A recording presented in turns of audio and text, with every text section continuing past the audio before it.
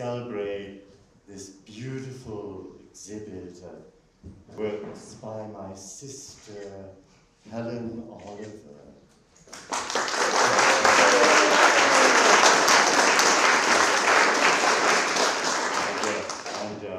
Please feel free to stick around after the performance and look at the paintings some more. So tonight, in honor of Helen's show, we'd like to perform for you a reading of an old play of mine with some new sets and props by Helen. The play is called The 7-Year Vacation. And it's a one-act play. Its running time is about 45 minutes. So we hope you'll enjoy the show.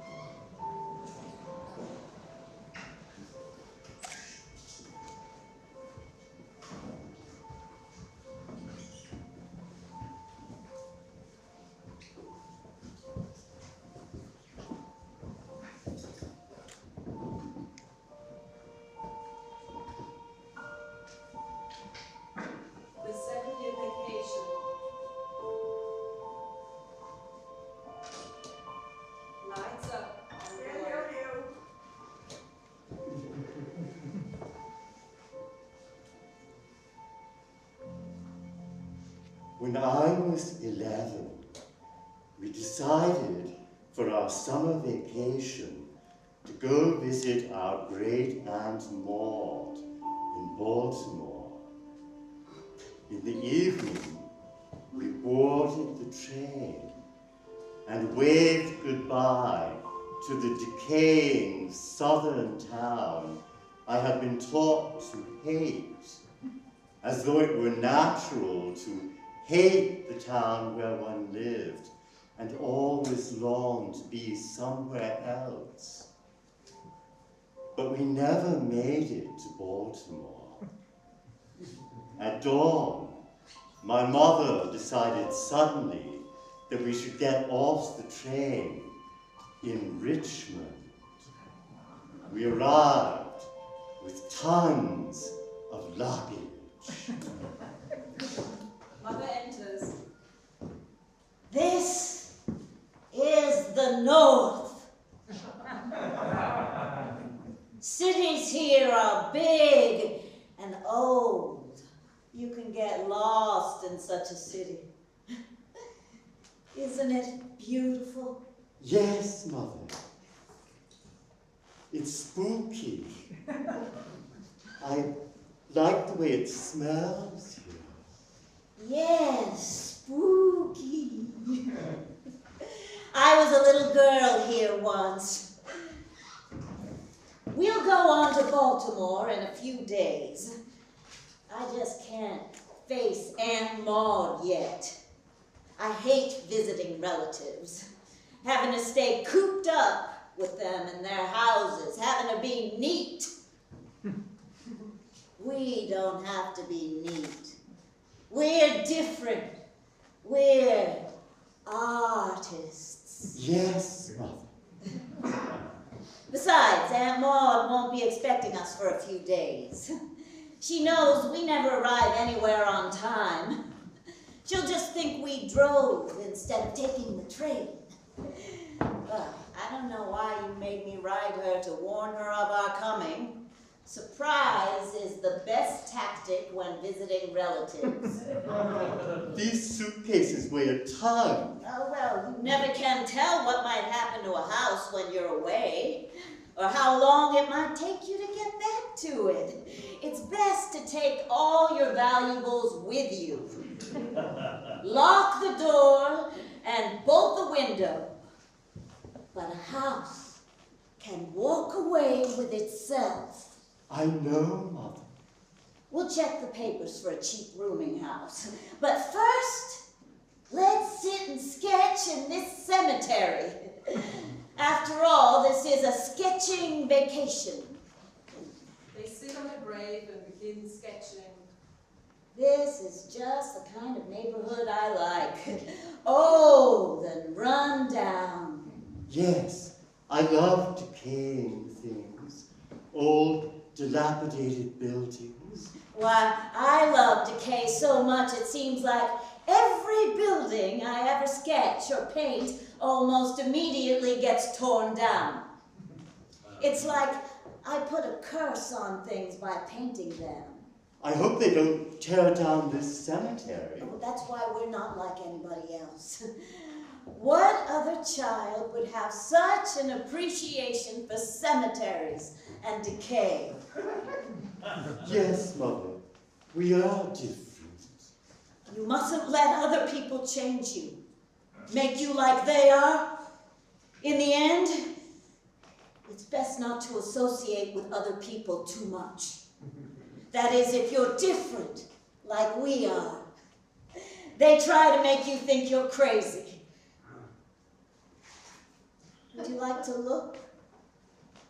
Oh, Mother, I love it. It's beautiful.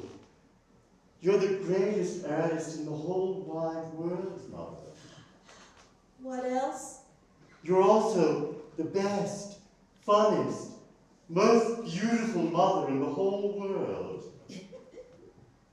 Yes? Oh, and you cook such good food, too. They kissed 13 times, both shouting out 13 triumphantly at the end. 13!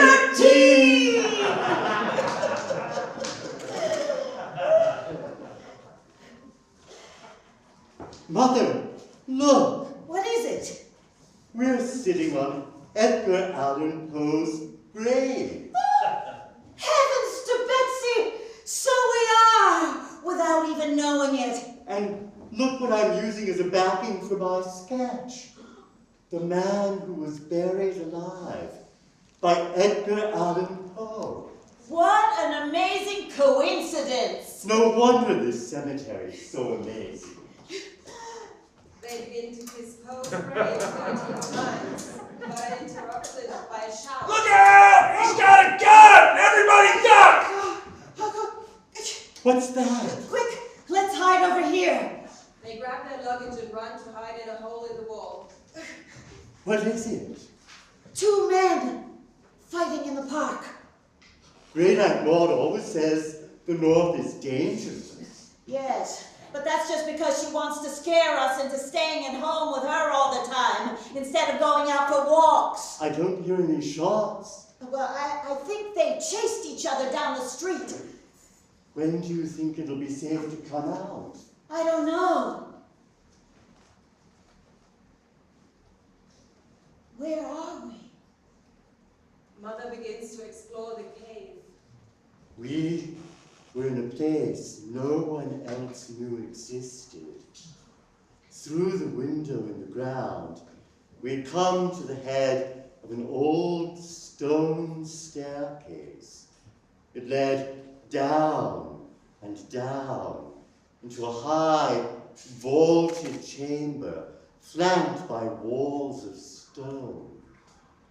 At the very back of this chamber, the wall shuddered with a great, low, roaring noise, as of flames powering gigantic machinery, and the stones of the wall gave forth steam.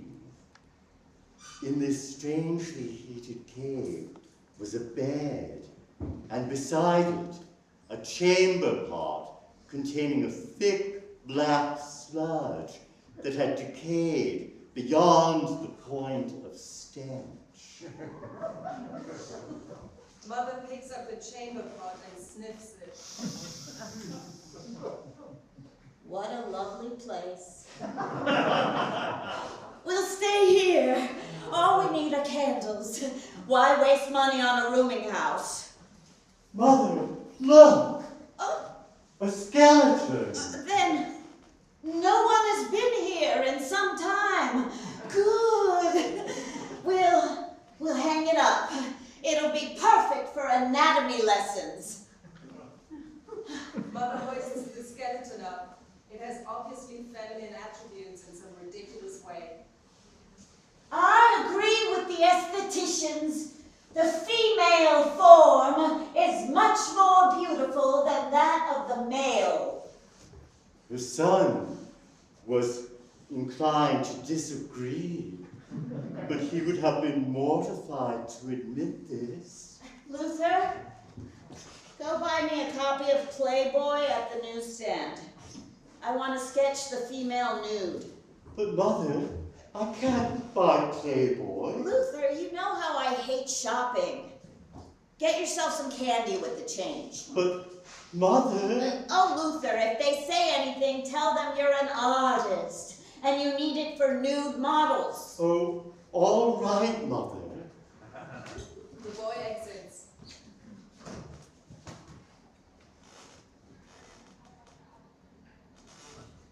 No one has ever believed in me, either as a person or an artist. People are dead set against letting you live your life the way you want to. Ever since I can remember, I could feel people judging me behind my back, starting to think I was crazy for doing things the way I wanted. Maybe they said they liked my paintings, but I could feel them starting to thwart me, hold me back, stop me from painting. Subtly, they slandered me in my own mind, twisted my idea of myself so that my every gesture betrayed me, and my desires and impulses became things of horror to me. That's why I kept apart from other people. But now, I feel from my own son the same deceit, the seeds of cruel judgment in his eyes, and I know that my son will betray me. Everything he's going to tell you about me, everything he's going to make me do, it isn't true. It isn't me. I didn't do those things. Don't trust him.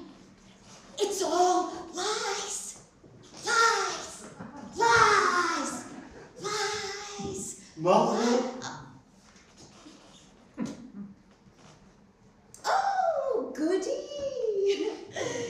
Now to find a model. Mother sits down on the bed, looking intently at the magazine. What time is it? I don't know, Mother. It feels like it's time for dinner. I saw a Dairy Queen down the block.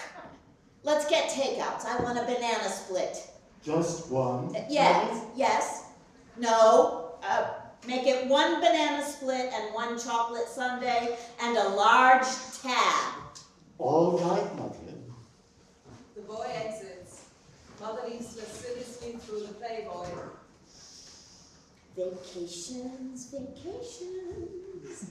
The bed begins to shake. Let's see. Who shall we immortalize? The boy enters with banana splits.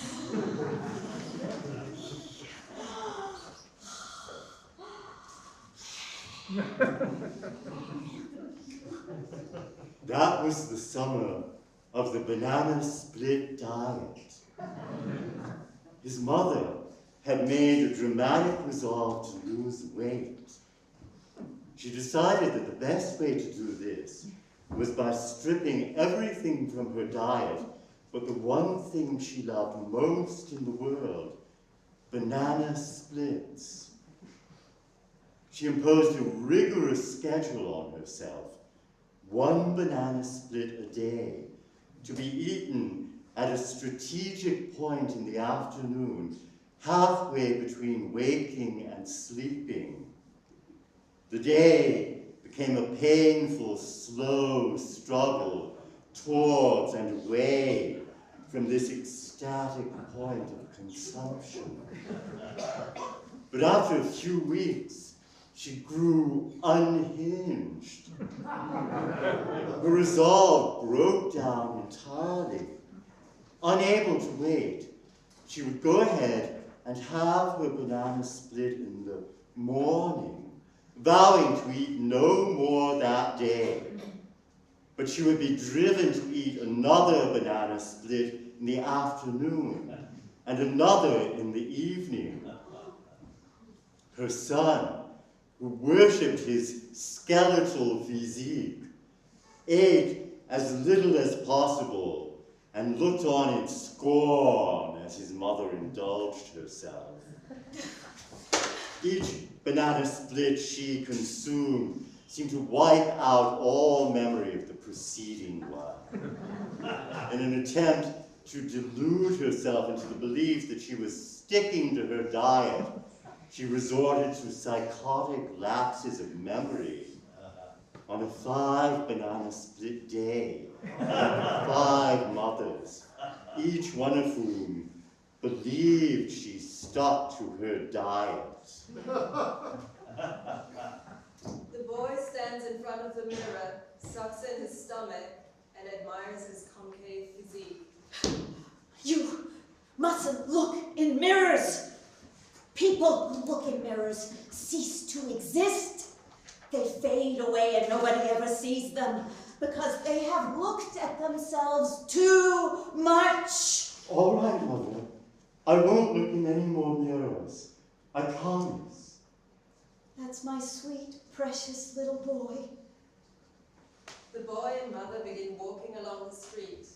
It was an idyllic summer. During the day, we would take bus rides, choosing city buses at random. We would get off in decaying neighborhoods where we would sketch. Mother peers through the window of one of the houses, oohing and awing. Ooh, Luther, look at the lovely oriental rug. I wish we had one for our cave. In the evenings, we attended free lectures at the Museum of Fine Arts. Mother had always been such a poor housekeeper that the thought that living in a cave did not seem strange or inconvenient. A policeman enters. No loitering in front of the windows, lady. The boy makes mother move on and the policeman exits. Mother flourished in this town where she did not know a soul. She had always wanted to be freed from the burden of friends and relatives.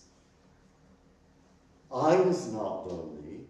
I had always been taught that I was so different than everybody else that the thought of having friends had never entered my head. But I began to worry. The weather grew colder, autumnal. I dreaded the prospect of returning to school. I avoided even thinking about the date, hoping Mother would forget that our vacation should be over. And then, one rainy night, on our return from a late lecture at the museum, we found a drunken bombshell passed out in the cemetery. A drunken bombshell wanders on stage, carrying a bottle. She lies down on Poe's grave.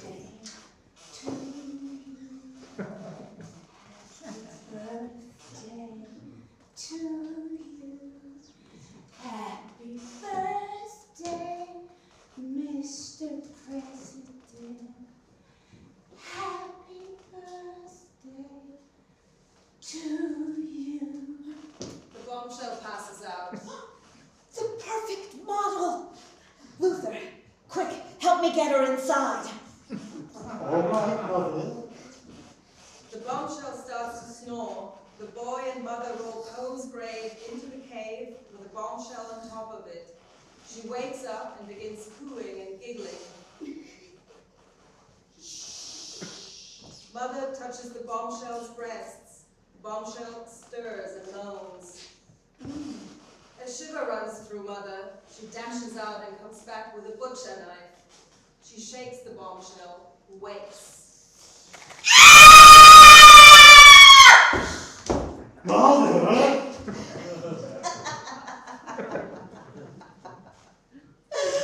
It's best to wake them and let them feel the horror of their death. It sweetens the blood. Don't look at me like that. Why are you looking at me like that? Mother begins fondling the bombshell's breasts. Just look at them. Just like a banana split.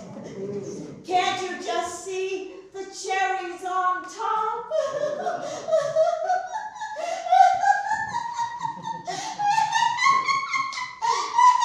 You see, Luther, we're not like everybody else. Remember how I told you your father died? Of a heart attack when I was 1 year old? Well, I lied. You never had a father. People such as you don't have fathers. You are my child, and my child alone. We are vampires. Vampires? Yes! Vampires! How do you think we found this place? We found it by its smell. The smell of a place abandoned by humanity. Why do you think you love decay so much? It's because you're not human, really.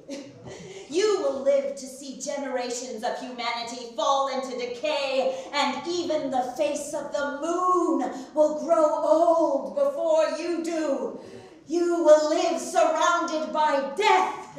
You will live so long that the death of others will become meaningless to you, as guiltless as the inadvertent squashing of an insect, and you will always stay a little boy.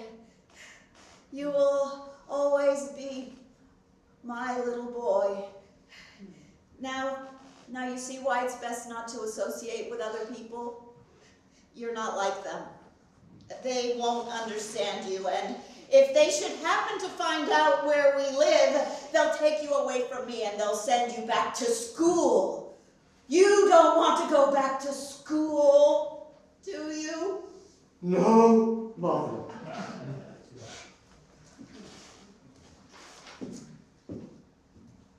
Thus began a new life for him, a life of death in life.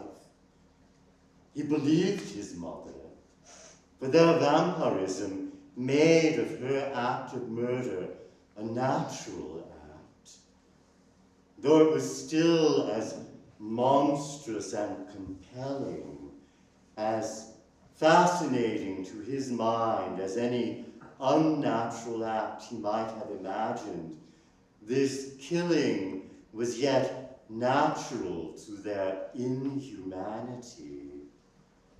His vampirism explained to him the strange pleasure he had felt in witnessing his mother commit this murder. The sensation of a blade opening his entrails, hollowing him to contain an ecstatic shuddering as he watched his mother touch the breasts of the dying woman. Vampirism offered him the double delight of never having to grow up and never having to go back to school, for he dreaded school with a dread akin to the dread of death. And he also loathed the prospect of becoming an adult.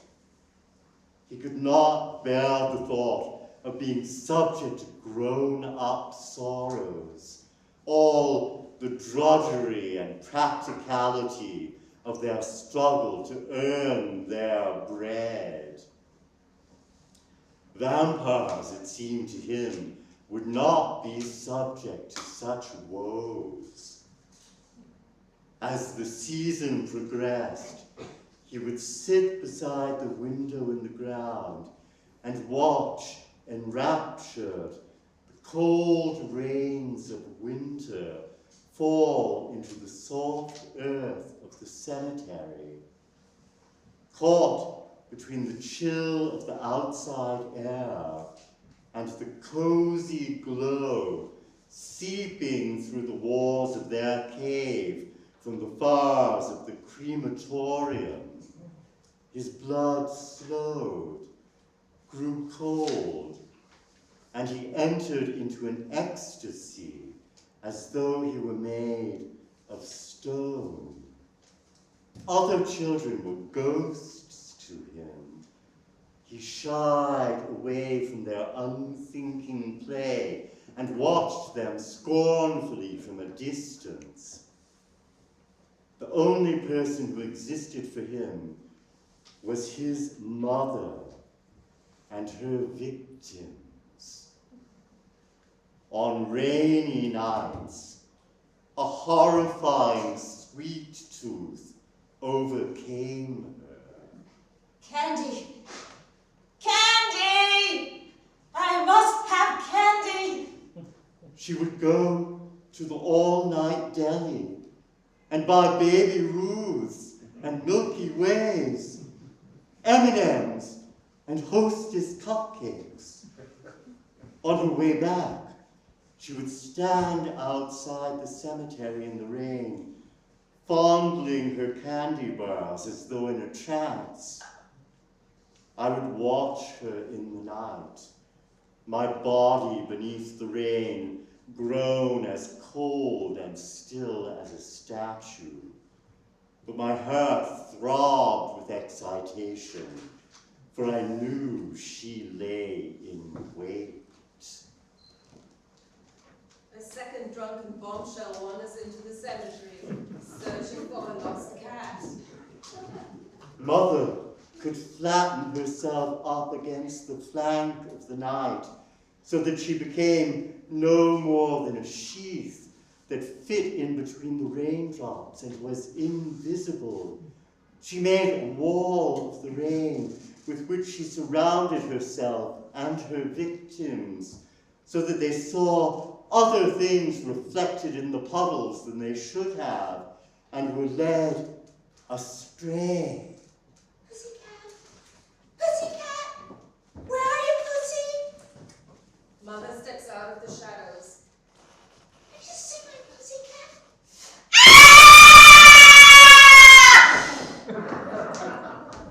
Mother rips her shirt open, revealing her breasts. She climbs the stairs, still crooning. Candy! Candy! Blood and candy! She hung in the air above me, suspended by her exhalations that lowered her toward the awaited suckage. Mother pounces on the corpse and crushes Hostess snowballs onto the bombshell's breasts, then begins devouring them. As I watched, I lapsed into an erotic frenzy. I saw the exposed tip of each upward thrusting breast scream out against its own murder. The nipples, stranded, laid bare by the receding of the blood, telescoped to me the waste of all their capacity for pleasure. My mother touched them in the moment of their individual, sexual death. The erotic shuddering was clasped within my mind, but I was no less aroused than had I been writhing and gasping. As I watched, I imagined mutilations even more loathsome, more enticing than those my mother practiced. And I knew that if I had the courage, I would have suggested them to her. However, above and beyond these rituals of torture and desire, during his solitary wanderings, his ecstatic communings with still and lifeless things, he did not think of himself as evil or depraved. He thought of himself as pure, suffering from a purity that approached the nature of cruel things. But one day, the inevitable happened. He grew hairy. He was horrified, as though his body had betrayed him by succumbing to this outward sign of time's dominion.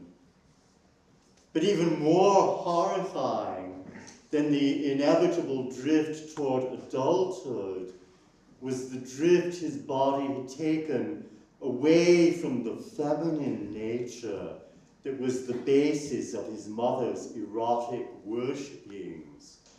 He hid his hairy legs from her in shame, not wanting her to know that his body had betrayed him. You're my sweet, precious little boy. What's this? I don't know, Mother. I think it's a beard. You must shave. But you can't shave yourself. You can't look in a mirror. I'll shave you. Mother shaves him with a butcher knife. You must believe that you are immune to age. You don't want to become a grown-up. Grown-ups are horrible. Look at me. I'm not like a grown-up, am I? No, Mother. Why, I could be your big sister. Yes, Mother. Luther, Yes, Mother. how do I look? Young and beautiful, Mother. Candy. Candy. I want candy!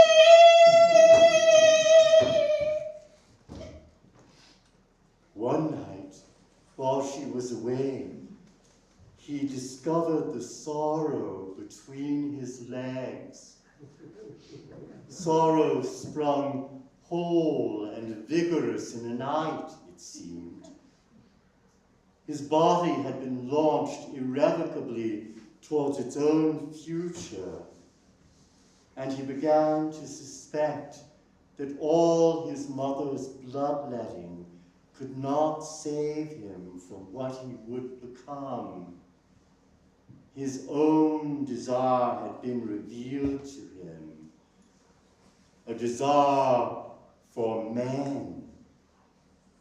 His mother's erotic rituals began to lose their sway over his mind.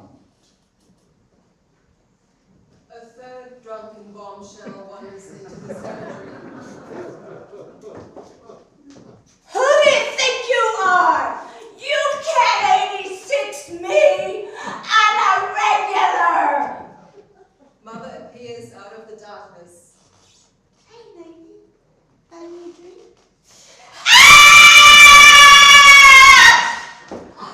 Mother pounces on the corpse. Mother, must you make such a racket with your suckage? I'm trying to concentrate. I'm sorry, Luther. Mother, why don't you ever bring any men home? I don't like men. Why could he not admit to her that he did. Perhaps for the same reason she hid candy bars all over the cave and was ashamed to eat them in front of him, except while committing her flagrant murders.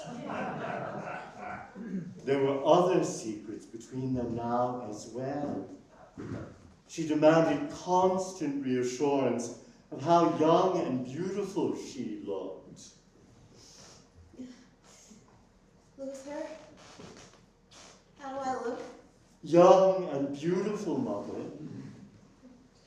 But he could not help admitting to himself that she was aging rapidly.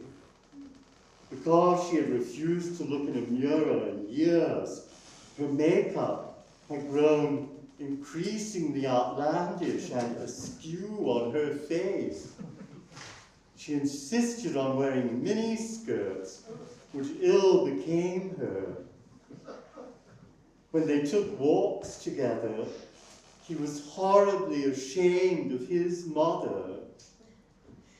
You're my sweet, precious little boy. Mother smothers him in kisses. Oh, Pulls away. Mother, why do I always have to kiss you 13 times? I'm going out. And you should redo that painting. It looks too much like a banana split.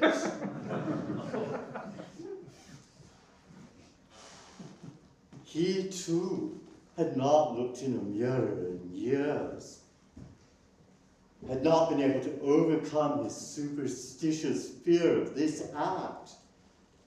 And although his mother reassured him of his own beauty, he did not trust her. He began to suspect that his mother was lying, both to herself and to him.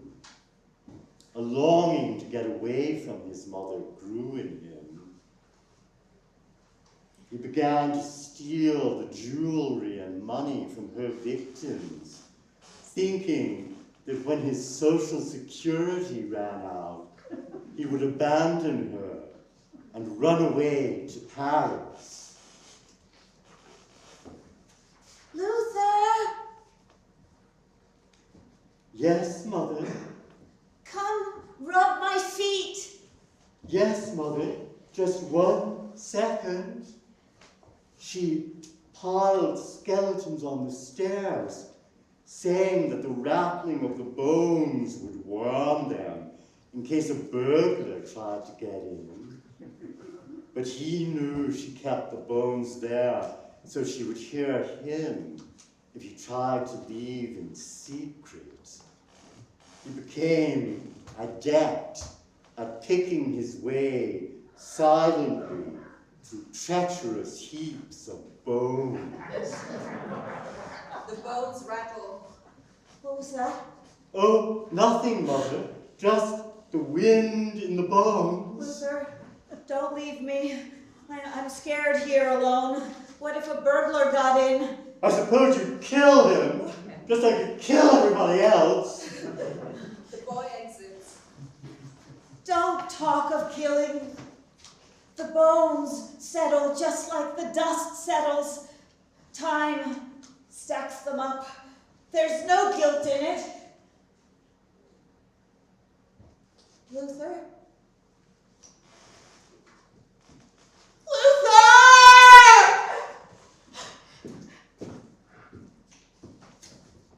I wandered through the streets, my soul crazed with lust, following any man who caught my fancy. But I was too shy to ever kill. Killing was such a frighteningly intimate act that I could not summon up the courage to make the first gesture.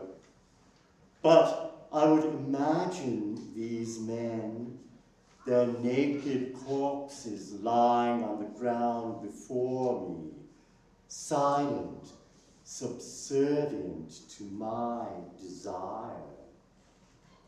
I had cast off my own mother in my mind and was more alone than anyone could have imagined. I wandered through the streets, a walking wound. Each man I followed was held before my eyes like an anatomy lesson, painfully detailing a world of flesh not made from my desire. And yet I suffered proudly the monstrosity of my desire, for I had learned from my mother to take pride in the solitude of my monstrosity. One day, while wandering through the botanical gardens, I came to a greenhouse. Through the wall of glass, I saw a botanist making love to a tree. He was the most beautiful man I had ever seen. I called him the man who loved plants. I longed to reveal myself to him, to beat against the glass, but I could not bring myself to do so. I thought I was too monstrous to be loved. I did not return to the cave for days, but became myself a tree rooted to the ground by my desire for this man. When he pierced the flank of the tree, I felt him wounding my own flesh. In the places where he had copulated with the tree, strange homunculi sprouted. When he was not there, I stole into the greenhouse. I stole the homunculi and ate them. Finally, one day, crazed with love, I vowed to reveal myself to the man who loved plants. I buried my feet in the ground. I would have thought trees should be naked, but an unconquerable shame kept me from removing my clothes. The botanist looks at the boy as if he were a ghost. I am a tree. The botanist first grabs the boy's hands and examines them, then reaches down and uproots the boy's feet.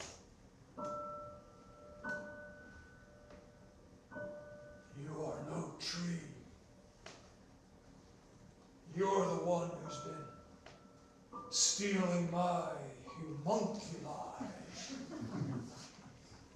The botanist throws the boy out of the greenhouse. Get out of here, you sniveling little homunculi sucker! Trees vestite! The boy crawls painfully away.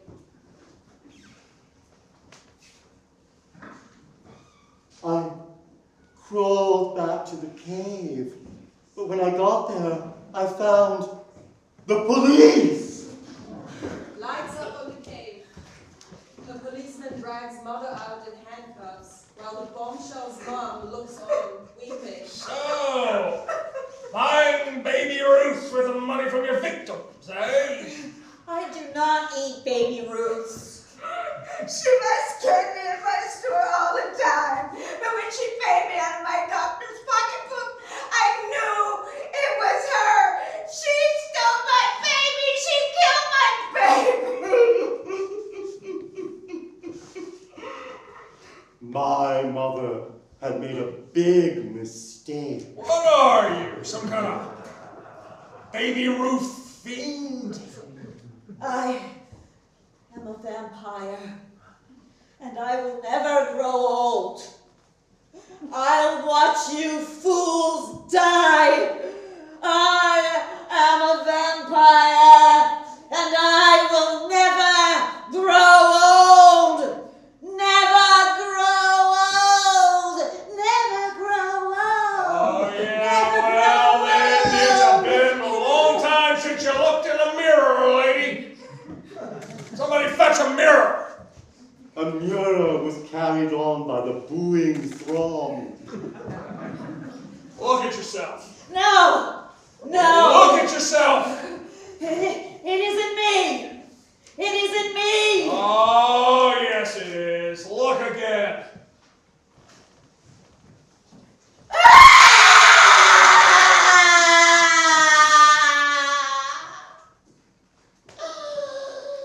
I never felt such pity as for my mother when she discovered that after all those years of killing, she had grown old anyway. Come on, lady. It's the electric chair for you. You are the best, funnest, most beautiful mother in the whole wide world. And you cook such good food, too. Why did she make me say that? She never cooked.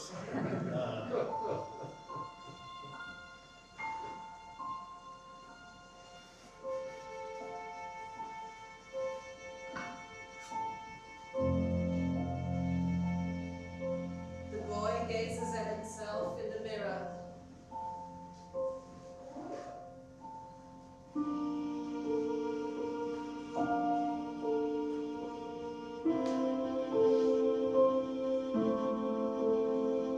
I am not